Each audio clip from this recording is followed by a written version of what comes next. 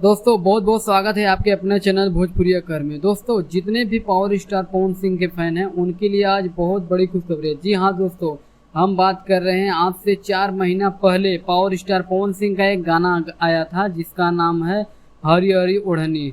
दोस्तों यह सॉन्ग सिर्फ 4 महीने में ही 200 मिलियन पार कर दिया, जो कि आप स्क्रीन पर देख सकते हो कि सिर्फ 4 महीने में 200 मिलियन व्यूज, 1.6 मिलियन लाइक और दोस्तों 1,37,000 कमेंट, जो कि दोस्तों अपने आप में एक रिकॉर्ड है।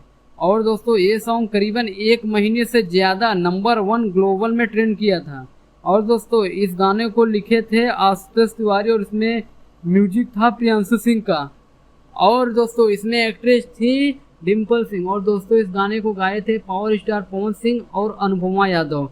तो दोस्तों ये आप ही लोगों का प्यार है जो पवन सिंह को सब पावर स्टार कहते हैं। तो दोस्तों ये सॉन्ग क्या अभी और रिकॉर्ड बना पाएगा, हमें कमेंट में ज़रूर बताएं। और दोस्तों चैनल को सब्सक्राइब करना न भूलें। धन्यवाद दोस्तों।